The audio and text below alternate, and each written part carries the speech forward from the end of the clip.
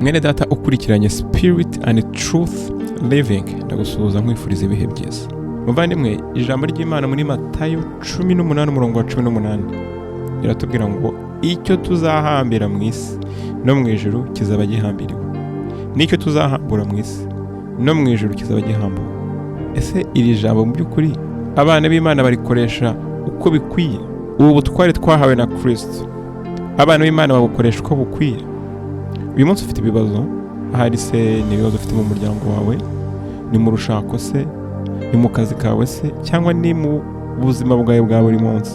Urasenga nta kutagira byaranze, wagiye muri babandi wita ngo n'abakozi b'Imana bagerageza nabo akabo, bashyiraho akabo ngo barebe ko watabarwa, byaranze. Wariyirije, wakoze amasengesho uko ushoboye, ugerageza gukora icyo usabwa, yewe na bimwe bita ngo ni ukubiba imbuto, bira abapasiteri bita kubiba imbuto, ugerageza kubiba imbuto kugira ngo urebe ko icyo wasabye Imana cyakunda. Ni akazi se watse Imana uvuga uti Uwiteka ndashaka kumpa akazi, ni business watangiye uvuga uti Uwiteka ndashaka ko business yanjye itungana. Ni ikibazo runaka ufite mu buzima bwawe ushaka ko gikemuka, ni urushako se, ni urubyaro se, ariko ntibikunda. Benshi bategereza Uwiteka ko akemura ibibazo byabo, Uwiteka ntagire icyo ababwira kubera ko Uwiteka yamaze gutanga ibisubizo. Ahubwo abana b'Imana nibo badashoboye cyangwa batazi uko bakwiye gukoresha ibisubizo bahawe. Uwiteka ntabwo azadukorera icyo dukwiye kuba dukora, cyakoza we azatubwira ukuri, tuzamenya ukuri niko kuzatubatura. Ijambo ry'Imana rikavuga mu Migani igice cya 9:11 ngo umwana w'Imana azatabarwa no kumenya ubwenge. Abana b'Imana barimbutse nta kindi bazize uretse kutamenya ubwenge. Uyu munsi rero tugiye kurebera hamwe uko twahambira ibinyamaboko, twaburizamo ibinyamaboko bimaze igihe birwanya ubuzima bwacu. Cya kibazo ufite, za ngorane ufite, cya kigeragezo ufite, ni ikinyamaboko kiri ku buzima bwawe. Tugiye gusenga rero turimbure ibyo binyamaboko, ariko mbere yo kugira ngo dusenge ndagira ngo tubanze dusobanukirwe ngo ibyo binyamaboko ni ibihe, ibyo binyamaboko biri ku buzima bwacu ni ibihe. Iyo usomye ijambo ry'Imana muri Matayo 12:29, Umwami Yesu yarimo aganiriza abari bamuteze amatwi, harimo abigishwa n'abandi bagiye batandukanye. Umwami arababwira ati, umuntu yabasha ate kwinjira mu nzu y'umunyamaboko ngo amusahure ibintu atabanje kuboha uwo munyamaboko ko aribwo yabona uko asahura inzu ye? Umwami yabwiye aba bana aya magambo nyuma y'uko yari amaze kwirukanamo abadayimoni umuntu utarumvaga, amwirukanamo umudayimoni wari umurimo, uwo mudayimoni amuvamo. Abari bari aho baravuga bati ibi bintu ko bidasanzwe, uyu muntu nta kindi kintu akoresha. Ubwo barimo bavuga Yesu akoresha umukuru w'abadayimoni Beruzababu kugira ngo abashe kwirukana uyu muntu uyu mudayimoni wamubuzaga kuvuga, wamubuzaga kumva. Yesu amenya icyo batekereje muri bo, arababwira ati, niba nirukana abadayimoni nkoresheje Beruzababu, ese abana banyu bo bakoresha iki? Ubwo ntibazababera abacamanza?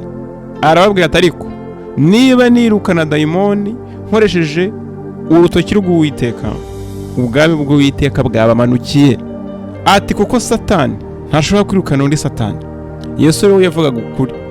Ntawe ujya mu bapfumu wumve ko ntibishoboka ko bapfumu hari icyo bakumarira. Wowe ujya mu bahanuzi b'ibinyoma wumve ko abahanuzi b'ibinyoma nta kintu bakumarira. Satani ntabwo ashobora kwirukana undi Satani. Nicyo Yesu rero yashaka kuvuga.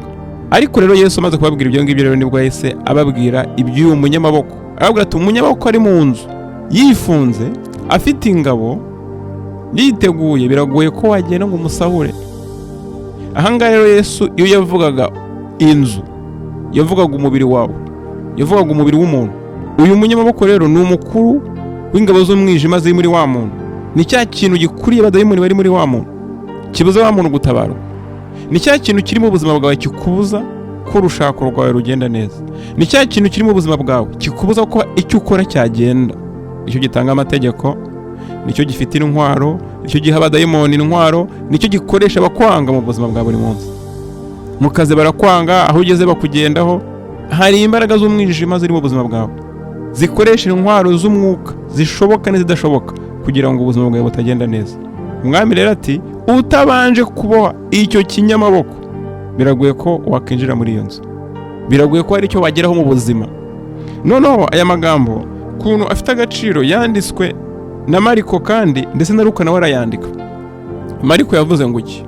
Mariko 3:27 yaravuze ngo kandi nta muntu wabasha kwinjira mu nzu y'umunyamaboko ngo amusahure ibintu atabanje kumuboha, kuko aribwo yabona uko asahura inzu ye.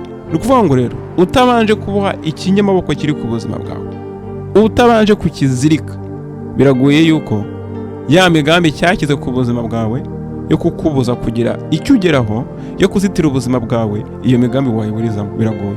Nta muntu uzagusenyera ngo bikunde mu gihe ikinyamaboko kikiri ku buzima bwawe gitanga amategeko. Nta muntu uzakubatura ngo bikunde. Ni ubusinzi bwakunaniye uhora ugerageza kubuvamo byaranze, ntabwo ushobora gukunda mu gihe icyo kinyamaboko cyitwa ubusinzi utari wakizirika, ntibikunda. Ni ukuvuga ngo rero kugira ngo ubashe kwinjira muri wa muntu, ubashe kumubohora, ubashe gutunganya ibye, ugomba kuboha ikinyamaboko kiri ku buzima bwe. Luka we yavuze ngo iki rero muri Luka 12 uhereye ku murongo 21.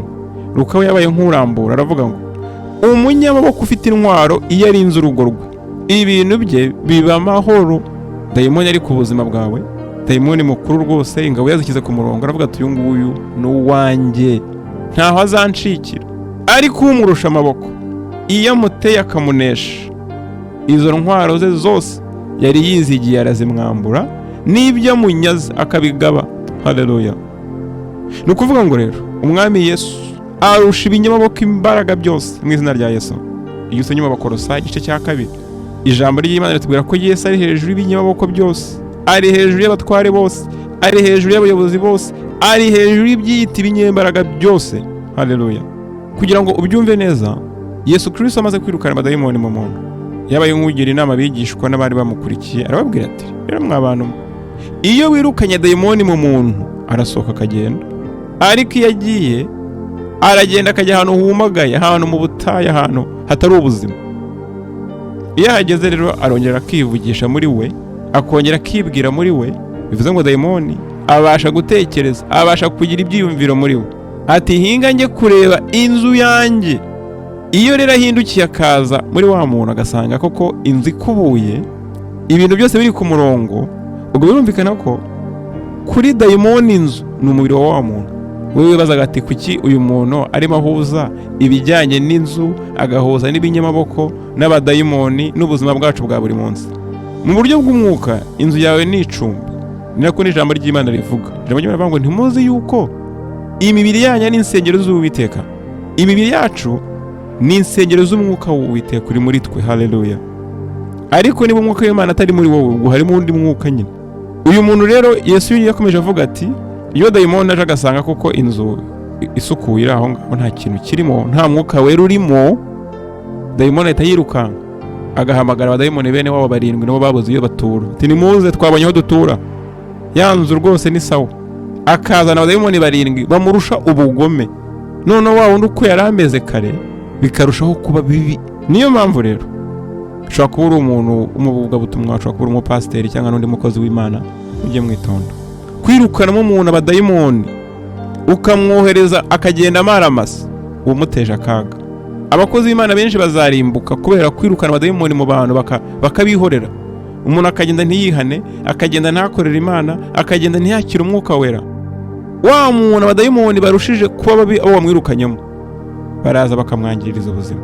Mujye mwitonda rero. Ni ukuvuga ngo rero inzu ivugwa hano ni ubuzima bwawe, n'umubiri wawe, n'ubugingo bwawe. None uyu munyamaboko uvugwa ni umwuka runaka, n'imbaraga runaka zirwanya ubuzima bwawe, imbaraga runaka ziyoboye ibikurwanya. Ushobora kwibaza uti se ibi binyamaboko bikora bite? Uvuga ngo ushobora kuba ufite ikinyamaboko cyawe wowe ku buzima bwawe, ushobora kuba ufite ikinyamaboko ukomora mu gisekuru cyawe.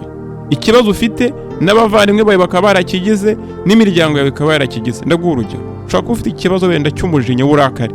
Hari abantu bagira uburakari bukabije, kurakara bisanzwe wenda umuntu akoze ikosa umucyashye birumvikana, ariko uburakari bukabije ku buryo ushobora no kugirira umuntu nabi, ubwo ntabwo ari uburakari busanzwe, cyo ni ikinyamaboko. Ugasanga rero uyu muntu no mu bavandimwe nuko ababyeyi be nuko ni abantu barangwa n'uburakari. Urumva ni ikinyamaboko gishobora kuba ari cyo gikuriye ibibi biri ku buzima bwawe. Utarakiboha rero kino kinyamaboko biragoye ko hari icyo wageraho. Biragoye yuko wakirukana ibindi byose birwanya ubuzima bwawe. Ikinyamaboko kandi gishobora kuba mu gace utuyemo. Ikinyamaboko gishobora no kuba ku rwego rw'igihugu. Ubu hari ikinyamaboko urugero cyagwatiriye igihugu nka Amerika. Hari ikinyamaboko urugero cyagwatiriye umugabane wa Afurika. Urugero ikinyamaboko cy'ubupfumu. Muri Afurika umwuka w'ubupfumu ni umwuka wagutse cyane. Uzi ikinyamaboko cyagwatiriye u Rwanda. Ikinyamaboko Abanyarwanda bose bahuriyeho gituma ntaho bagera. Abanyarwanda bubaka igihugu bagera hahandi ibintu bimeze neza, bagatangira gucocorana, bagatangira kubiryaniramo, kandi bari bageze ahantu Imana bahaye imigisha, bari bageze ahantu bagiye gusarura imbuto. Hakazi imbaraga runaka ruhubutsi zigakubita hasi ibyo bari barubatse. Byagiye bibaho, ntabwo ari byo ndi guhimba. Ni uguhora abantu bubaka bongera basenya, bubaka bongera basenya. Muri Afurika hari ibinyamaboko bigundiriye abantu mu bukene kandi bafite natural resources. Ntabwo ushobora kubona nk'ibihugu byo muri Afurika ngo urebe ukuntu bikennye kandi bifite umutungo kamere. Hari ibinyamaboko by'umwijima biziritse amaboko y'abantu kugira ngo batagera ahantu bagera. Rero ngiye kuguha amwe mu mazina y'ibinyamaboko ushobora kureba ukabona koko bihambiriye Abanyarwanda. Noneho nawe ubashe gutekereza uvuga ute se ibibazo mfite uyu munsi wa none kuba nta kintu ngeraho, ese ntabwo ibi binyamaboko byaba bifitemo uruhare? Ndagusengera uyu munsi kugira ngo Umwami Yesu aguhe imbaraga maze uhambire ibinyamaboko byose biri ku buzima bwawe. Haleluya. Mwami ndakwinginze ngo ibinyamaboko byose biri ku buzima bwacu, ibinyamaboko byose bitubangamirira ubuzima, ibinyamaboko byose bituzitiye, ibinyamaboko byose bidutsikamiye, ibinyamaboko byose bitubuza kuba abana bawe ushima kandi ukunda, birimbuke mu izina rya Yesu, birimbuke mu izina rya Yeshua. Kandi nonaha turabihambira, turabizirika mu izina rya Yesu. Abanyarwanda bafite ikinyamaboko cyitwa amacakubiri, cyarabazonze. Amacakubiri urakurikirana ukagenda ugasubira inyuma ugasanga amacakubiri ni ikinyamaboko cyaziritse Abanyarwanda. Umuntu arakura nta n'uwo bimubwiye, akayakurana, akayajyana mu rusengero, akayajyana muri korari, akayagira ari umupasiteri, ari umubishop, ari umusheyi n'andi mazina biyita. Amacakubiri ni ikinyamaboko, ni umwuka. Nutamuboha rero uyu mwuka witwa amacakubiri, Satani azawukoresha aguteze n'izindi ngorane zigiye zitandukanye. Ikindi kinyamaboko gihambiriye Abanyarwanda, ubwibone, pride. Ubwibone ni ikinyamaboko gihambiriye Abanyarwanda. Bibiliya yo igereranya ubwibone no gusenga ibigirwamana. Kubera iki? Kubera ko umwibone aba yumva ko nta muntu n'umwe muri hejuru, wubwe aba ari idol, aba ari ikigirwamana wubwe cye bwite, ibintu byose ni we. Ikinyamaboko kindi kiri ku Banyarwanda ni ubwigomeke. Abanyarwanda barigomeka, nta kintu wabakorera kugira ngo bagendere mu murongo washyizweho. Reka nta kintu wakorera Abanyarwanda ngo bure kwigomeka. Ahantu hose bari babigometse. Iyo ugiye mu idini, mu madini basengeramo usanga harimo udusiko twigometse.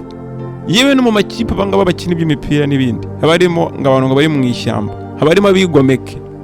Abigometse ku butegetsi bo ntiwababara, ni burobuhoye.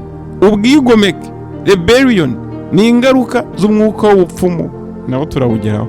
Ikindi kinyamaboko kiboshye Abanyarwanda ni icyangire, rejection. Abanyarwanda bafite umwuka w'icyangire bariho. Kubera iki? Abanyarwanda baba baravutse ntibavukire mu muryango baha urukundo rukwiye. Ababyeyi babo birirwa barwana, ntabwo rero bavukira mu muryango birirwa barwana, birirwa batukana, nta muntu ubwira undi neza ngo umuntu azavuke avukanye urukundo. Wapi? Bavukana icyangire hagati yabo. Ngaha babyayo na base bakabanga, ngaha babyayo na banyina bakabajyana kwa banyirakuru nibabarere. Ibyo byose biragenda bikarema umwuka w'icyangire ku buzima bwabo. Nabivuze, Abanyarwanda bafite ikinyamaboko cyitwa gusenga ibigirwamana. Uyu munsi uri bumbwire ngo nta bigirwamana dusenga twebwe, turabakristo. Uri umukristo ariko hari ibindi biri imbere washyize imbere kurenza Imana. Amafaranga se n'ibindi washyira imbere, ntiriwe mvuga nawe urabizi muri wowe wagize nk'imana zawe. Hari abantu runaka wagize nk'imana zawe, hari abantu wagize idols. Ibyo byose umenye ngo ni ingaruka z'ibigirwamana basekuruza bawe baramije. Hari ibintu mwita ngo ni imitako, uzagendere babandi bakora ibintu by'imitako. urebe ibintu baba baragiye babaza bira nibiki. Nawe ugenda ujya iwawe urebe ibintu umanitse mu nzu, bira tubyita ngo ni cursed things, ibintu bivumye, ibintu biriho umuvumo. Niba utunze ikigirwamana mu nzu yawe nta migisha uzabona. Ni urunugu rushusho utunze iwawe wararuguze ngo ni umutako, ariko urwo runtu ruha abadayimoni uburenganzira bwo kuba ku buzima bwawe.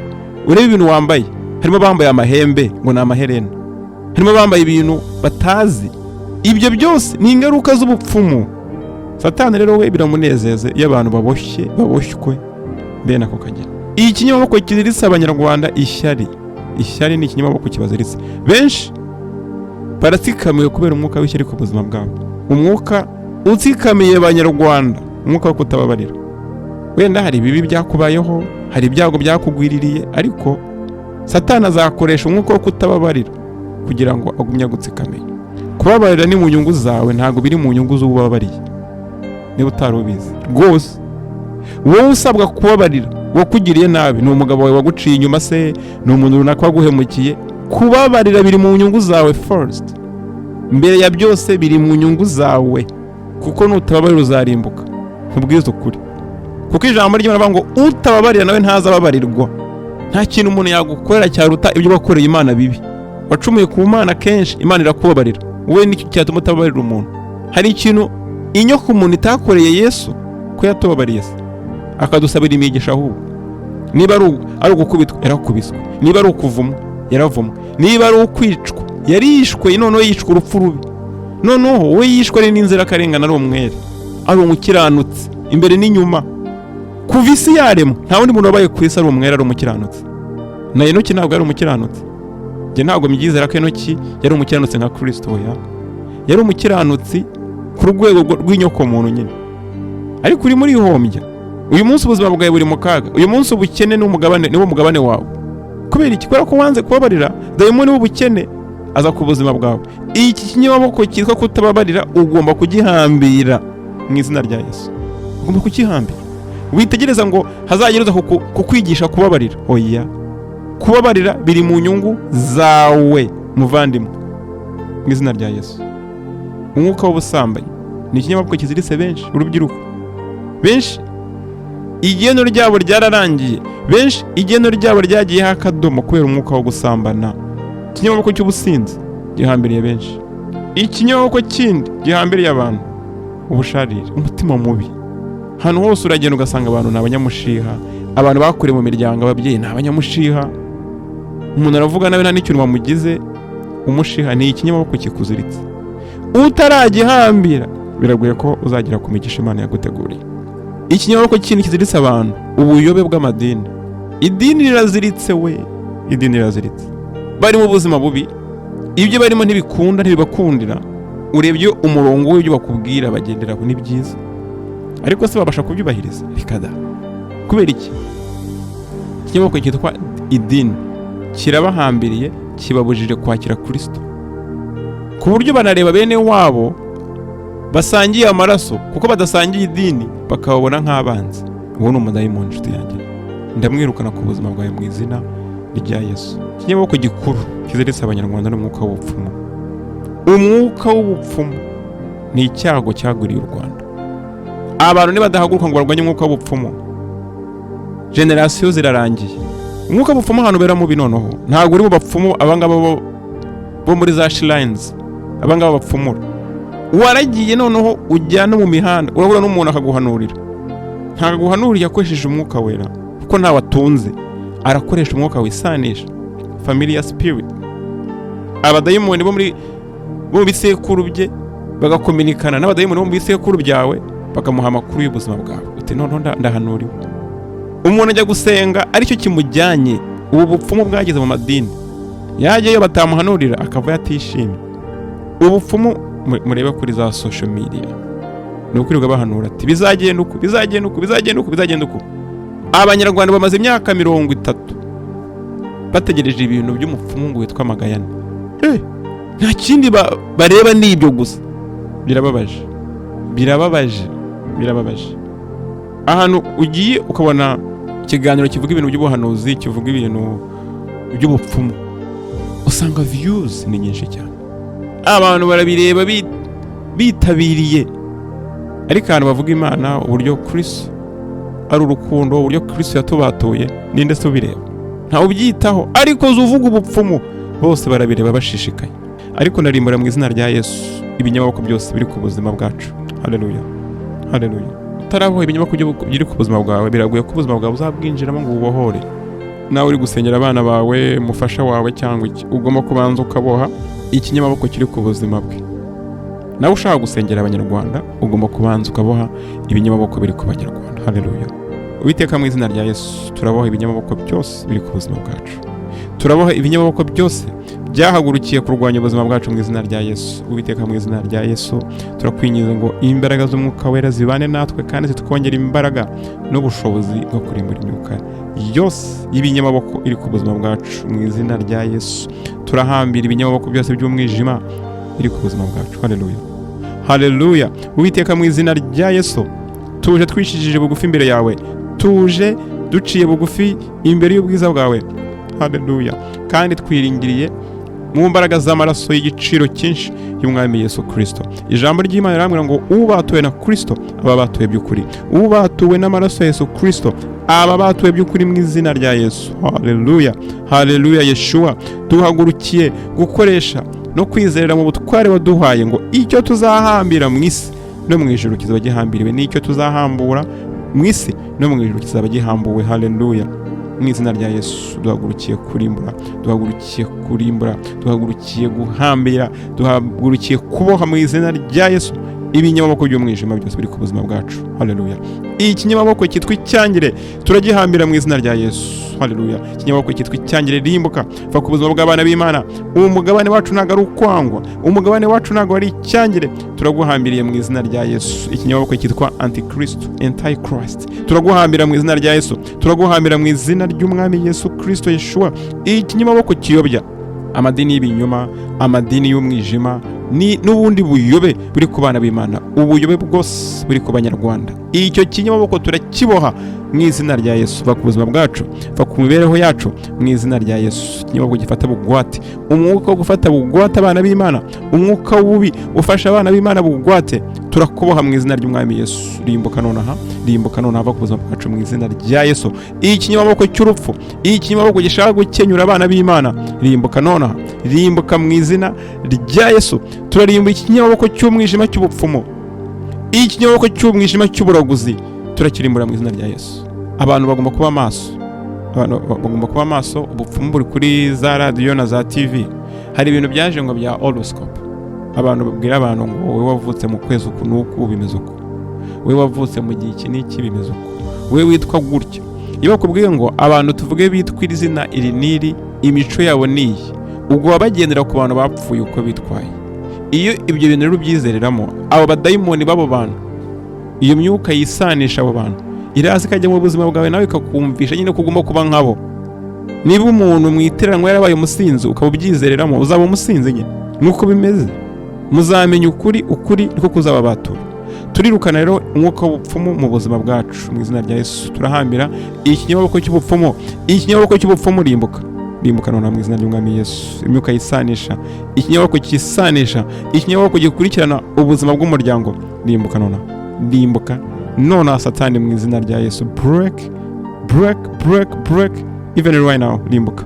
I bind you now in the name of Jesus. Rimbuka nonaha Satani, rimbuka mu izina ry'Umwami Yesu. Ikinyamaboko cy'ubwoba, rimbuka mu izina rya Yesu. Ikinyamaboko cy'ubwibone, turaguhambira mu izina ry'Umwami Yesu. Ikinyamaboko Leviathan, turakuboha mu izina rya Yesu. Ikinyamaboko cyo kuremererwa, turakuboha mu izina rya Yesu. Ikinyamaboko cy'ubumuga n'uburwayi, turakuboha mu izina rya Yeshua. Turakuboha ikinyamaboko shyari, turakuboha. Rimbuka va ku Banyarwanda, va ku bana b'Imana nonaha. Ntago ishyari ari umugabane wacu, ntago ishyari ari umugabane w'abana b'Imana. Turaboha ikinyamaboko cyo kubeshya, umwuka wo kubeshya waragutse, umwuka w'ikinyoma waragutse cyane cyane mu Banyarwanda. Umwuka wo kubeshya, umwuka w'ikinyoma biteye ubwoba.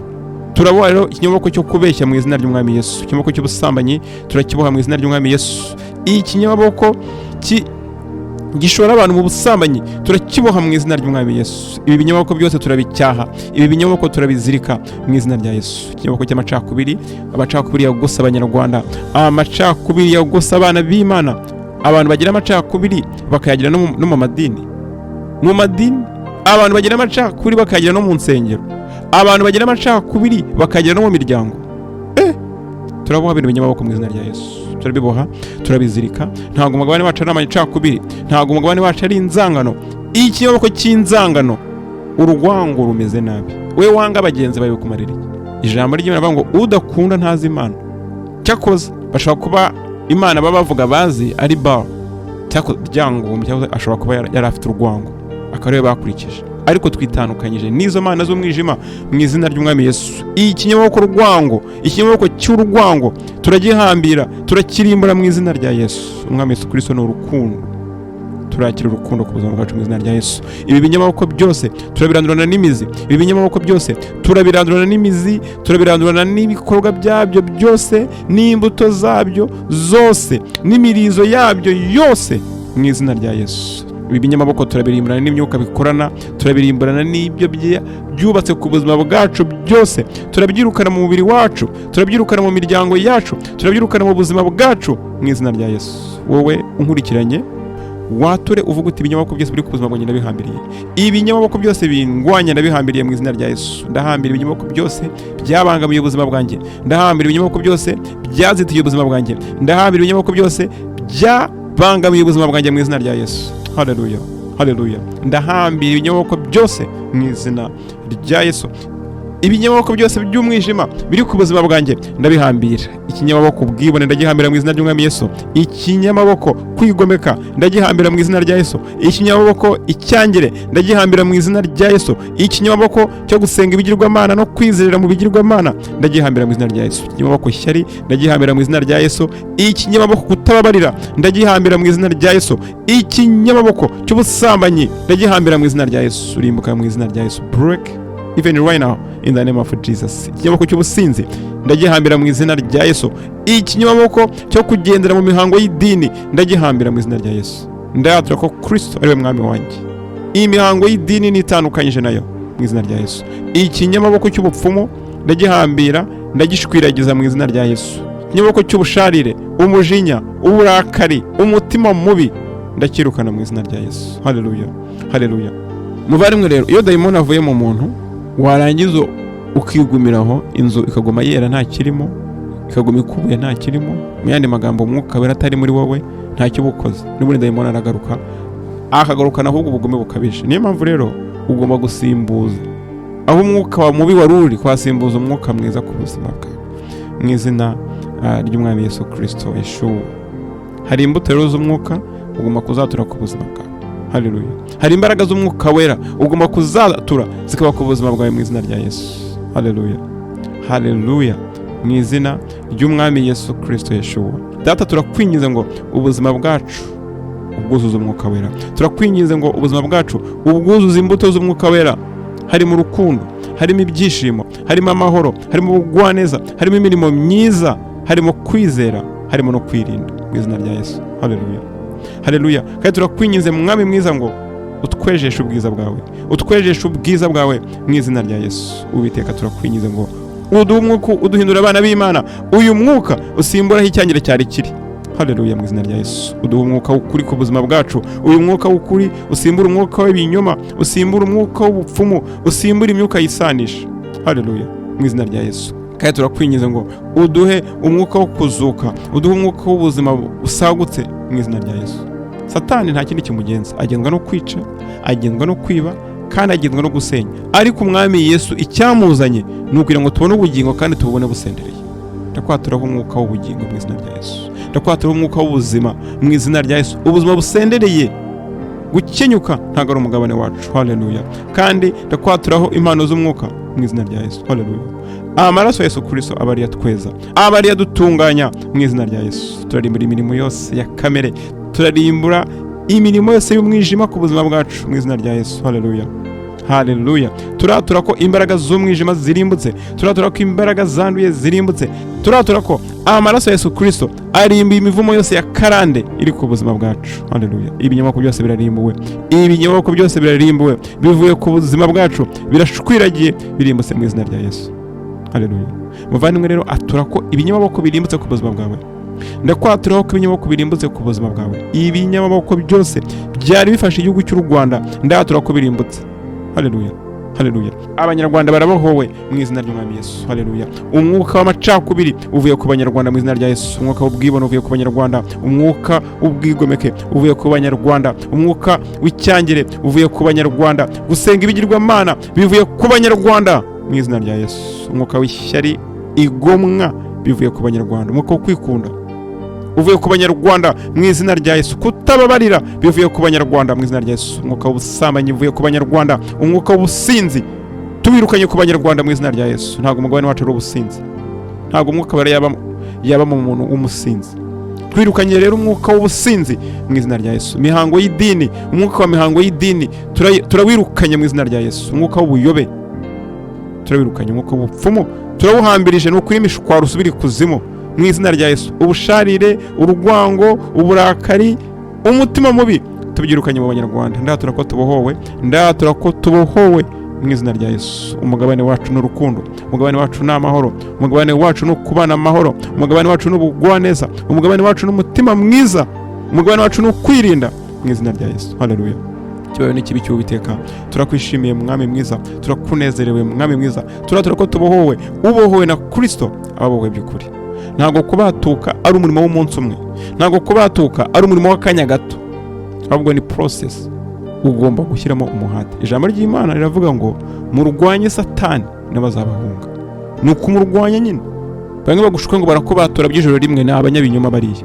Ahubwo ugomba gufata gahunda yo kurwanya Satani n'abazaguhunga mu izina rya Yesu. Uwiteka aguhe umugisha kandi akuyobore muri byose. Urakoze Uwiteka Mana nziza, urakoze kubwo ibyo ukomeje kudukorera.